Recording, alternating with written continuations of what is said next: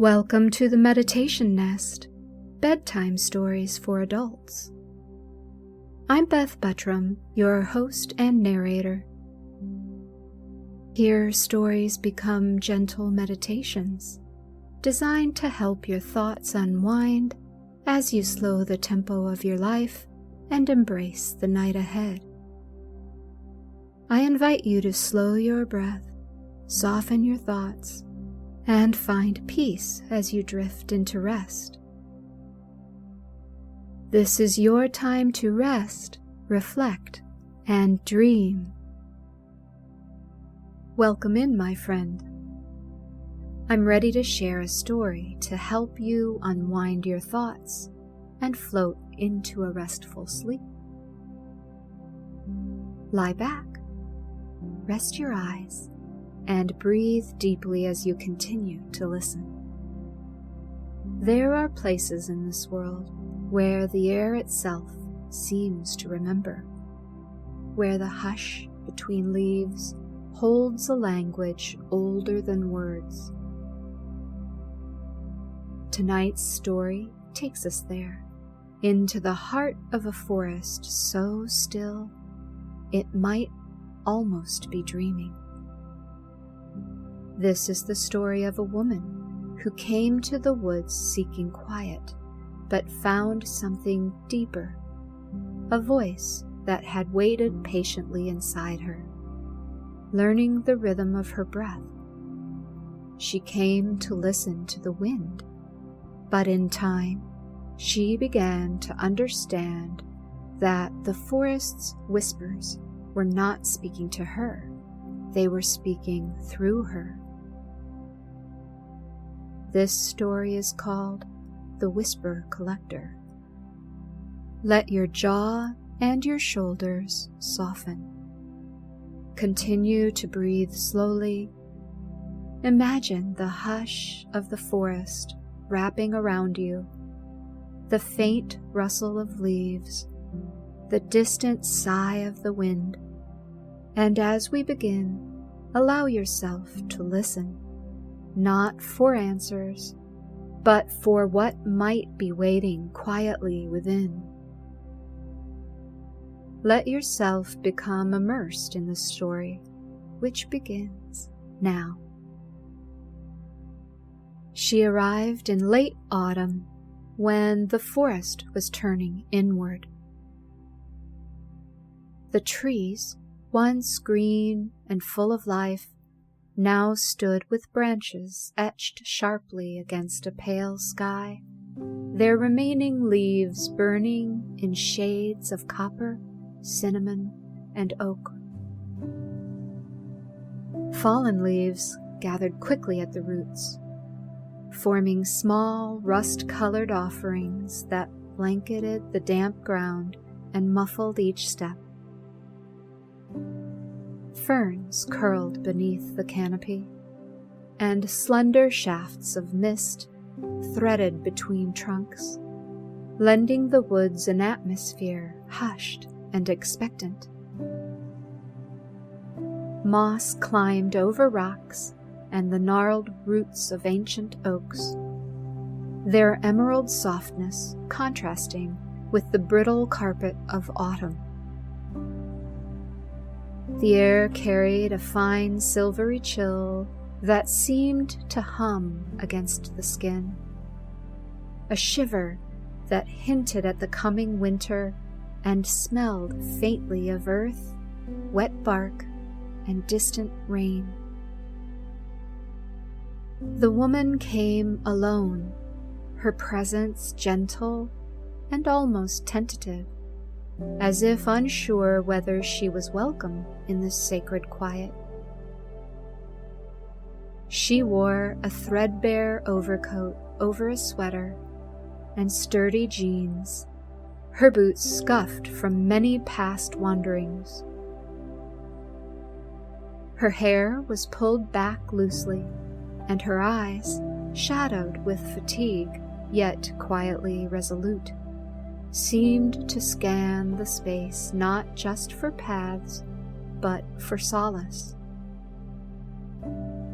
In one hand, She carried a canvas satchel that had clearly seen years of use.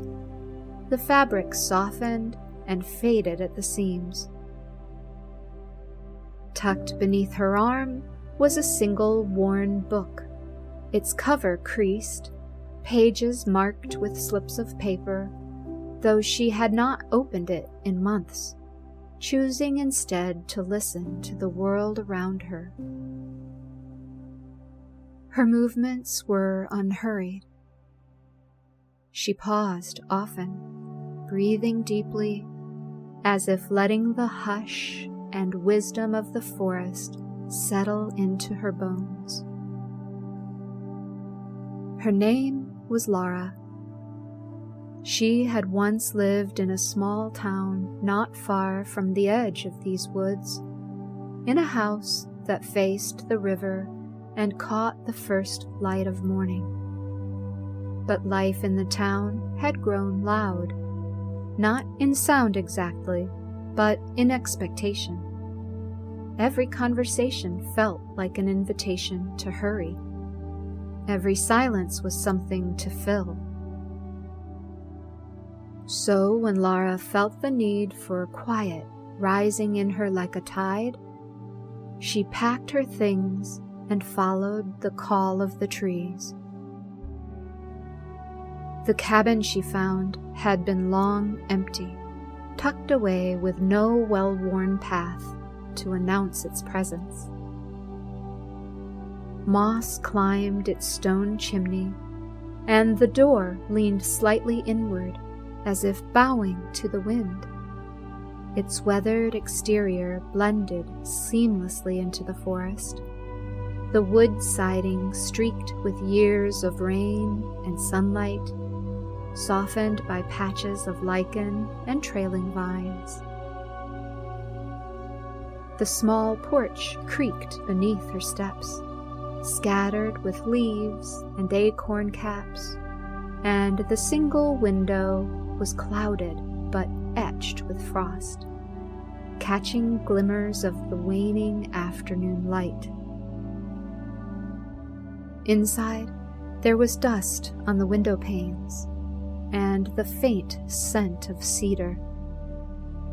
The air held a stillness, as if time had paused within its walls. A sturdy wooden table, carved with faded initials, stood in one corner, and shelves lined with old jars and delicate spiderwebs hugged the walls. The stone hearth, cool to the touch, promised warmth for the coming nights. Lara swept, lit a candle, and stood in the golden glow of that single flame until the shadows felt like company rather than loneliness.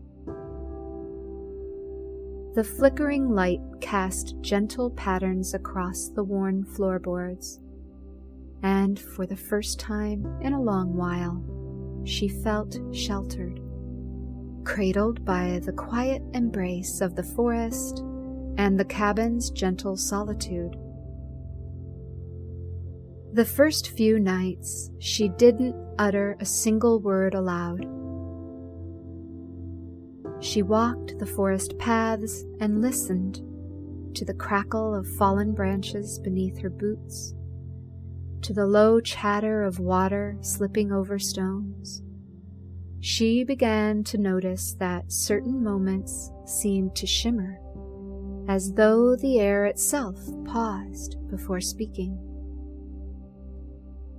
One evening, she stood beside a stand of birch trees when a soft gust passed through, and she thought she heard her name whispered, not clearly, but gently, like breath against glass.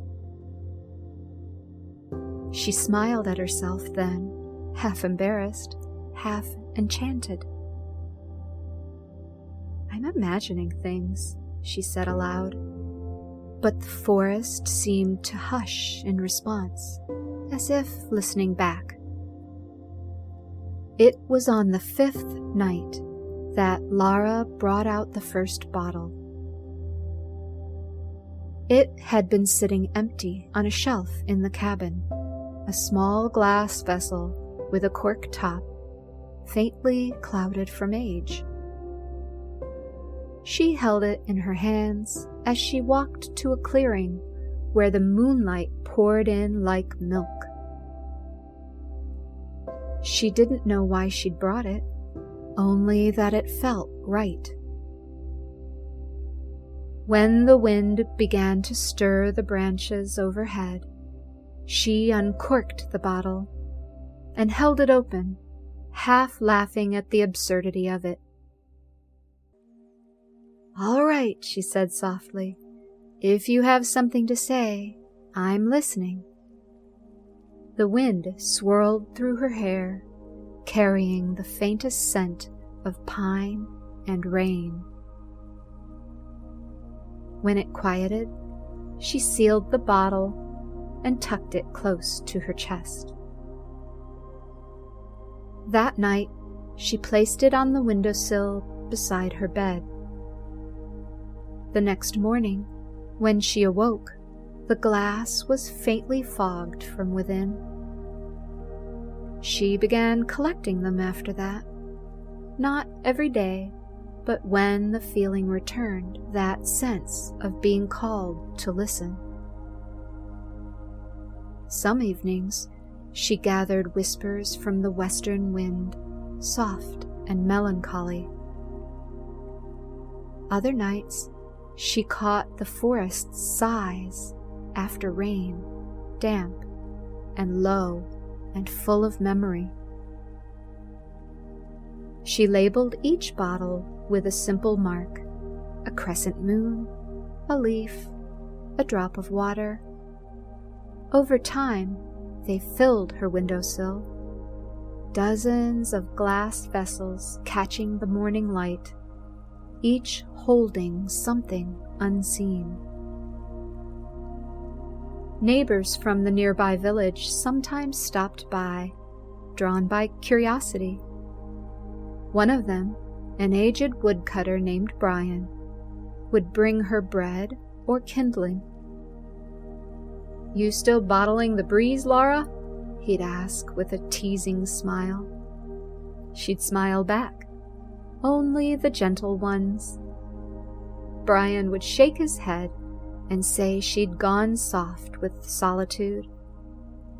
But once, when he stayed longer than usual, Lara noticed the way his gaze lingered on the bottles, how his voice dropped to a whisper when he said, "They almost look like they are humming." And indeed, they were. It had begun on a night in early spring. The moon was full, and the forest had begun to thaw, its frozen hush replaced with a soft murmur of life returning.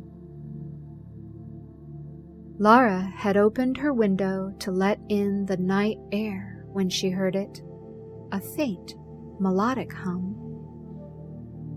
At first, she thought it was the river or a far-off owl, but when she moved closer to the windowsill, the sound deepened.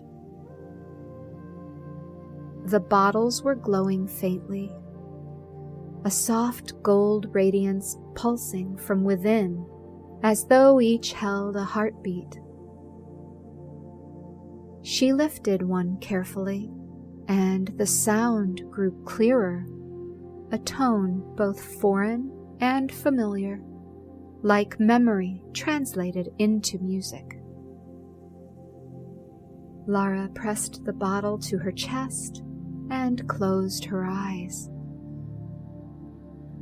The hum resonated through her like a tide, stirring something long asleep. Tears came, not from sorrow, but from recognition. The sound wasn't the forest speaking to her. It was the echo of her own stillness, finally answered. From then on, Lara didn't collect as many bottles. She no longer needed to.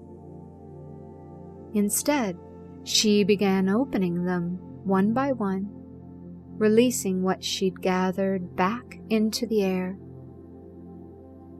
Each time, she whispered, "Thank you." The forest seemed to respond in kind.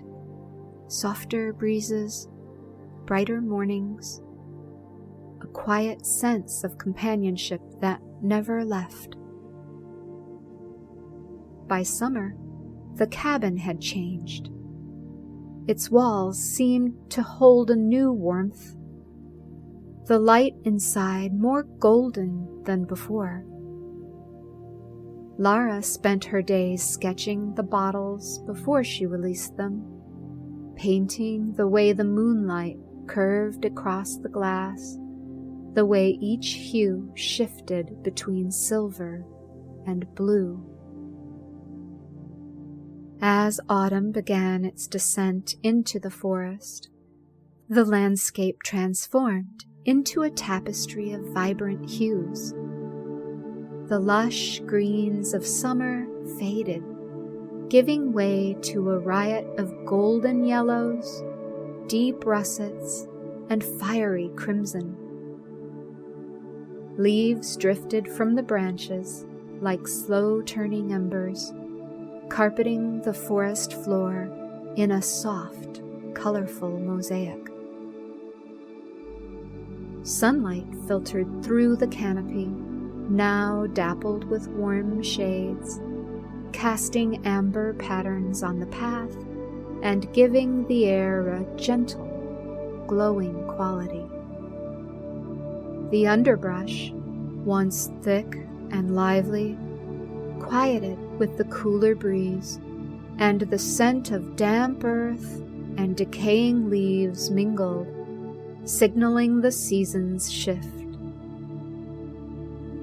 The forest, once alive with the hums of summer, now pulsed with a different rhythm, a mellow, contemplative energy, as the trees prepared for the coming winter. With each bottle she opened, the room grew quieter, as though the air itself was listening and responding to her gratitude. The scents and sounds she had once stored returned gently to the world. Soft breezes, the hush of rain, the distant laughter of the river, mingling with the golden light that spilled through her window. Lara felt the boundaries between herself and the forest blur. Her heart beat in time with the rhythm outside, and peace settled over the cabin like a gentle veil. By the time the last bottle was empty, she sensed a new harmony, an understanding woven through the silence, and she knew that she'd carried home all she ever needed by letting go. Lara glanced at the now empty sill, sunlight painting small golden rectangles where bottles had once stood. The cabin felt spacious, the quiet richer somehow, as if the absence of glass had left more room for breath. When Brian returned one afternoon, bringing her honey and tea, he noticed the sill was empty. Lara prepared some of that tea, pouring a cup for Brian and one for herself. They watched the steam curl upward, joining the morning air. They sat together in companionable silence, listening to the soft chorus of the woods beyond the porch. Something had shifted, gentle and profound, and in the stillness, Lara understood that she had released not only the bottled winds, but a piece of herself as well. "You've let them go," he said, his voice gentler than she'd ever heard it. Lara smiled.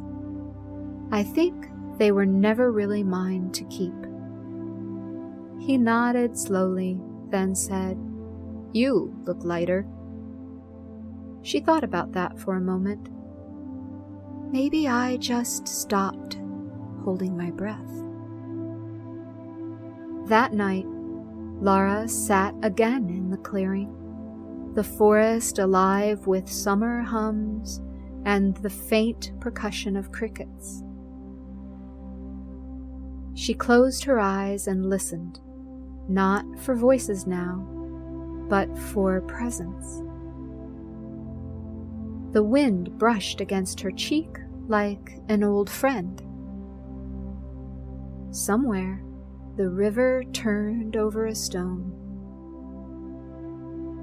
And in the soft, sacred rhythm of the forest, she finally heard it, the sound she'd been waiting for all along.